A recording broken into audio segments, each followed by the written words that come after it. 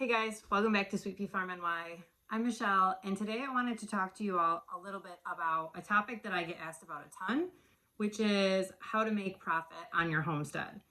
I know that a lot of us get into homesteading and we think that we are going to make a ton of profit selling eggs or produce or beef or something very conventional farm homestead product like, and that's great. And there are several farms that do make a profit selling those items. And if you can do that on your land, if you can make the numbers work correctly, then that's awesome. And we do sell some of those conventional things. We learned very quickly that eggs and chicken were not our money makers. The input was exceeding what we wanted it to be able to make a profit for the time invested. So we got out of those endeavors, and we have a couple chickens for our own eggs, and if we need more eggs during like baking seasons, then we buy eggs from other friends of ours, and that works out well for us. Paying $3 a dozen here in upstate New York is kind of the average for farm fresh eggs, and I would much rather pay my friends $3 a dozen or even $5 a dozen and have the eggs and not have to be paying for the feed. Feed costs have gone up exponentially in the last 12 months. I know for us, we buy whole corn to supplement the sheep and goat feed, and 100 pounds of whole corn was $10 in the beginning of 2021. At the end of 2021, we were paying $16.50 for 100 pounds. And I know there are people that are going to say, why are you complaining? That's cheap. Which, if in your area that's cheap, then I'm sorry. I'm not complaining. I'm just saying that in 12 months, the price went up for us in our area, $6.50 a bag, which is quite a bit when it started out at $10. So, and all feeds across the board, anything with corn and soy went up exponentially this year. Pig food, thankfully we don't have to feed our pigs a ton of conventional food, but all those feed prices went up. So making money on those conventional things like eggs, chickens, pork, beef, unless you have a really well-developed market already or a niche that you're going to fill, like if you're the only person in your area producing lamb per se or goat, then nobody is competing with you. You can set your prices at a good profit. There's several websites that offer tools to help you price your products, especially meat. And there's a lot of online courses. I know the Cornell Cooperative Extension Office offers online courses to help you price your meat products, your egg products, and all those things, and make a profit, which is great if you don't have a ton of competition. But if you do, you're going to find that it's difficult to compete with other people that have been doing it longer, that already have a customer base. Even if the prices are the same or a little bit more, those customers are going to be loyal and you're going to be in trouble. I think that those conventional farm products have an amazing opportunity on your farm to bring in customers. Things like chicken, eggs, produce. Most families consume those things. So you're going to have a broader audience when you have those commonly used products in every household. If you're just selling quail, goat, and charcuterie products, you're going to have a harder time finding your customer base because not everyone uses those protein sources all the time. It might be a win for you in your area if you have a lot of people that are looking for those products that are already offered. But having things like eggs, chicken, produce, those things bring people in the door, and they're a great opportunity to introduce your customer base, build your customer base, and introduce them to some value-added products you can offer from your farm. So when I say value added, I mean you're taking something that your farm is producing, whether it's rabbit manure, goat milk, pig lard, wool, taking something from your farm and making something of it, adding value to it, and then offering those things to the public for sale. We've raised sheep from pretty much the very beginning of our farm, and something that happened with me very quickly was that I was finding myself composting the wool, and I wanted to find something to do with my kind of wool that was a value-added product instead of just putting it in the garden to compost. Our fiber isn't long that we grow. Our sheep are South Downs. They're exceptionally good at producing high quality, tasty meat, and the lamb's growing very fast. But their fiber that they grow isn't very long, so it's not really desirable to hand spinners or fiber artists to use in fiber art. So I started exploring some other avenues of fiber art to see if there was something I could find to use my fiber for. So I learned about needle felting. I fell in love with it. I loved the diversity of it. I taught myself how to do it from watching YouTube videos, and I started making little things for my kids. And then people would be like, hey, can you make my friend a whatever? Oh, I'll pay you. And from there, I started bringing needle felted items to the farmers markets that I was selling my meat at already. And now, 8 years later, my little felted critters are a huge part of my business, if not 50%, maybe more. We sell at farmers markets in the spring. I live in upstate New York, so we have a lot of snow. I'll show you my deck in a minute. We got a lot of snow yesterday. And so in the off months, I sell online. I use an Etsy store. I've been on Etsy for years, and so I get a lot of traffic, but you can also make a Shopify store, build your own website if you're good at that, or if you have a friend that is. And I sell my little wool items online. I make a huge variety of things. I also take custom orders, and I make my wool dryer balls that came about when Chloe, my middle daughter, was little, and we noticed she had really sensitive skin, and the dryer sheets that were coating her clothes with chemicals were negatively affecting her body. So we started making those, and the same thing happened. Oh my gosh, my friend just had a baby. Those would be great for her baby clothes, so the baby doesn't have to get the chemicals on their skin. You know, can you make a set for my friend? And now we ship these all over the country. So a lot of the dryer balls that you buy at like Walmart or something are made in China, and they have synthetic fibers inside them. They're not solid wool. If you were to cut them open, they would have like fibrous plastic things in them. The wool that you buy from us, or the dryer balls that you buy from us, are made 100% from our wool. I felt them myself.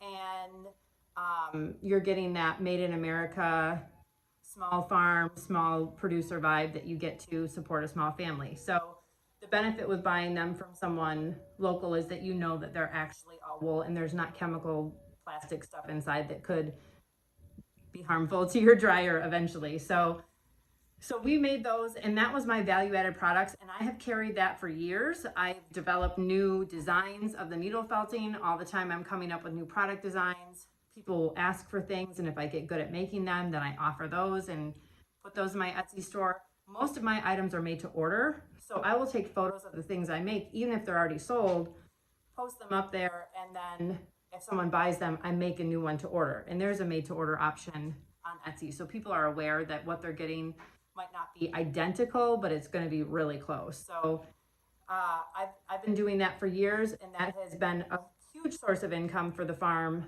especially in the Christmas months. My Etsy store is crazy. And now I want to talk to you guys a little bit about how I'm building those customers and keeping them throughout the year, not just Christmas time.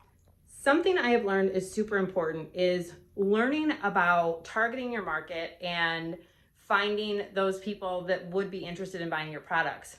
And one way to do that is to run advertisements not only on Etsy, but also Instagram and Pinterest. I think a lot of people have tried Facebook marketing. If they, a lot of people have Facebook. I think that's the most common social media.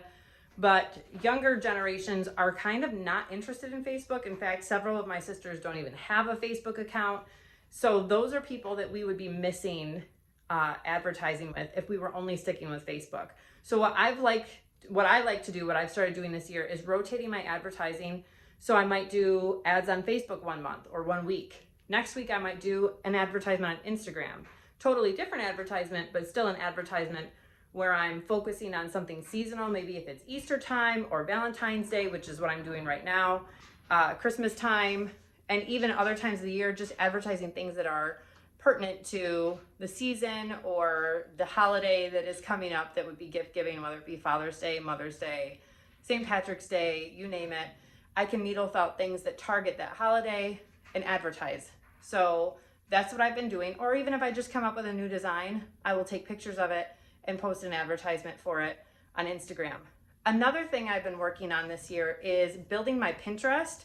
Pinterest offers you the ability to have a business account and link your YouTube, Etsy to your Pinterest. And then once you have a Pinterest, you can post your pins or your ideas on your Pinterest board, and then share those with groups and put them out there to other people, and hopefully they get circulated around. And it's just one other option for you to kind of get your products in front of other people, where people can click right on it and it takes you right to the Etsy listing or the website listing, and they can buy your products that way. So trying to focus on every avenue or multiple avenues to get your products in front of other people's eyes is a great way to build your business up and have products and sales going year round. This is the crazy amount of snow we got in just the last 24 hours. We have had probably 1.5 feet, I think, in total, and it's been pretty crazy. So everything is under a thick blanket of white. My pigs have had their little outdoor eating areas shoveled out, and lots of bedding, and the sheep and goats are all tucked in the barn, so everybody's warm. The last avenue of increasing your value-added sales I want to talk about is TikTok. Now, I am fairly new to TikTok. It is a time sucker. If you get on it and you start scrolling, it's very easy to lose time on TikTok. But it's an awesome way to build community and, again, put your products in front of other people. So just like there are several people that aren't on Facebook, some people aren't on Instagram, and putting your products on Pinterest, TikTok, all of those venues gives you an opportunity, again, just to showcase your items to more people. And the more people that see your items, the more people are going to buy your items. So I haven't really delved into the TikTok world. I do have a business account. You can go on there and check it out. It is Sweet Pea Farm NY. I'm not sure I'm doing a great job because I share everything about the farm on the TikTok, not just the needle felting or the animals, but everything. So I'm not sure I'm doing the best job. Maybe I should split it up and have 2 different accounts, one that focuses on the felting and one that focuses on the animals.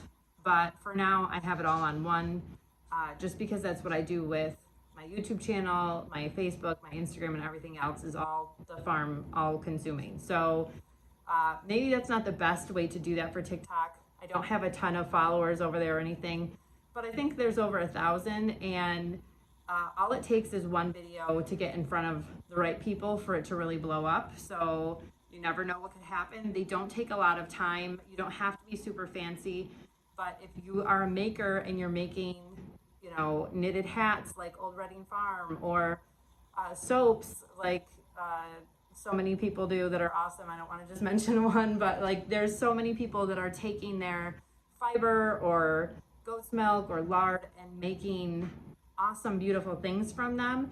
And if you just put a video out showing a part of your process or a part of how you make the item, how you package the item, even if you don't have an order, packaging videos seem to be popular. You could pretend and just take something and package it up, even if you're not going to ship it out. Take a quick little 15 to 60 second video, add in some music, add in some text, and that video could get your products in front of the right people. And then you have the opportunity to have a link to your shop in your account, and people will click on it and check it out if they're interested. So just another avenue of promoting your value-added products that will really help skyrocket your sales on the down times of the year. I feel like Christmas time is an easy time. There's a lot of craft shows. Etsy gets tons of traffic at Christmas time. But it's the off season for me, like January to May, that it's really heavy, intense marketing on my part to try and get my products in front of other people so that I'm still having sales happening because the animals need to eat year round, not just May to December. So hopefully this video has helped you guys get some ideas and inspiration on what to do. All you have to do is start. You don't have to be amazing the first time. Everybody started somewhere, but just make a schedule. Something that I find super easy and helpful to me is having a little planner or something where you make notes of your regular life, like the kids' activities after school and stuff like that, meetings and everything else. But you also have a daily plan for Pinterest post, Instagram post, TikTok ideas, and then space where you have just random ideas for days that you don't know what you want to post about, and just keep that in a place near your workspace so that you always have it handy to jot down. You always have it right in front of you for ideas, so that if you have time to work on something but you don't know what to work on, you can look at the ideas you had previously. and that you can stay on track with your marketing, because the key with all of these social media venues is to try to be as consistent as possible. So you don't have to post 5 times a day on every social media venue. Like, that's impossible and would take way too much time away from your production and your actual life. But if you have a scheduled post every day, you can connect your Instagram to Facebook.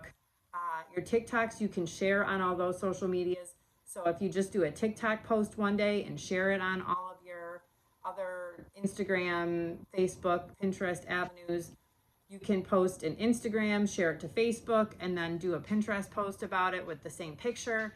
So use those, use your ideas to post across each venue one way or another every day.